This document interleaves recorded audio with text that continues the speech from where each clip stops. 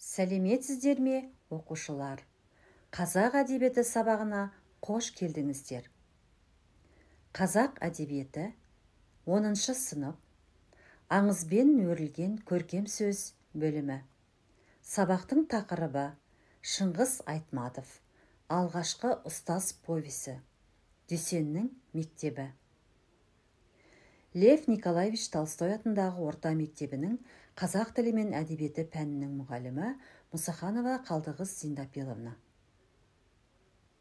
Оқу мақсаттары: әдеби шығармадағы көтерілген мәселелерді ұлттық мүдде тұрғысынан талдау, көркем шығармалардан алынған үзінділерді ғаламдық тақырыптағы өзекті мәселелермен байланыстыру. Сіздің үйренетініңіз: әдеби шығармадағы көтерілген мәселелерді анықтап, ұлттық мүдде тұрғысынан ажырата аласыз. Көркем шығармалардан алынған үзінділердің ғаламдық тақырыптағы өзекті мәселелермен байланысын анықтайсыз. Ой қозғау: мен ұстазыма әкемнен кем қарыздар емеспін. Әкемнен өмірді алсам, Аристотельден өмірге керектінің бәрін алдым, деген екен Ескендір Сұлқарнайын. Балалар, алғаш қалам ұстауды үйретіп, әріп танытқан алғашқы ұстаздарың есіңде ме? Алғашқы ұстазымыз есімізге түскенде, қандай ішкі сезім, көңіл күйге түсеміз? Ойланайық, балалар. Сананы жаңғырту. Повесть мазмұнын қысқаша есімізге түсіріп өтейік.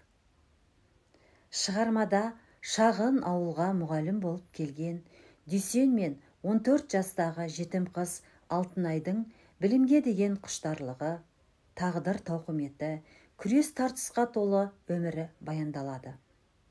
Ескіліктің, қараңғылықтың шырмауынан алып шығар жалғыз жол оқу білім екенін түсінген ұстазы Алтынайдың болашағына даңғыл жол салып береді. Жоқшылық пен жетімдіктің зардабын тартып өскен қаршадай қыз ұстазының арашалауымен үлкен қалаға оқуға аттанады. Тынымсыз еңбек пен оқуының арқасында биік белестерді бағындырып, академик дәрежесіне дейін көтеріледі. Осы жетістікке жетуге себепші болған жан аяулы ұстазы Дүйсен екенін тебірене баяндап береді.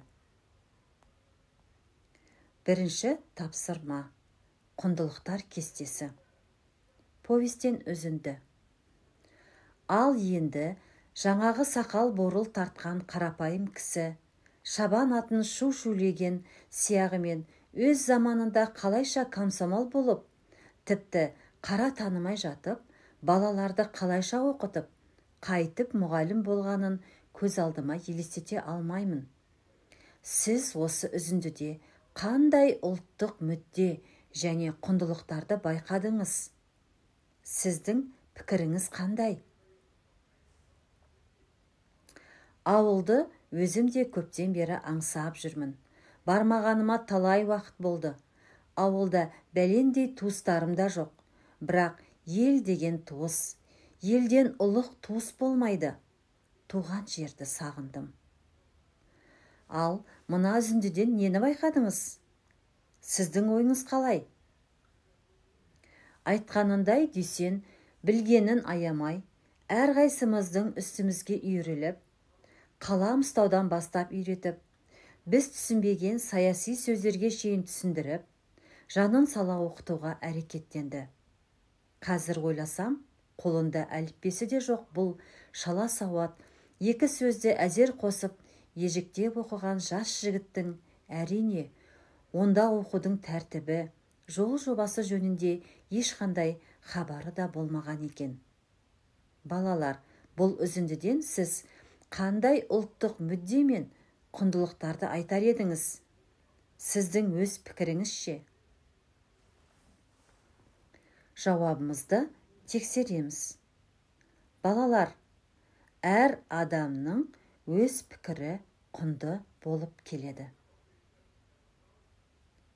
Ашық микрофон әдісі. Оқушылар, бұл тапсырмада повесте көтерілген мәселелер мен ғаламдық өзекті мәселелерді табатын боламыз.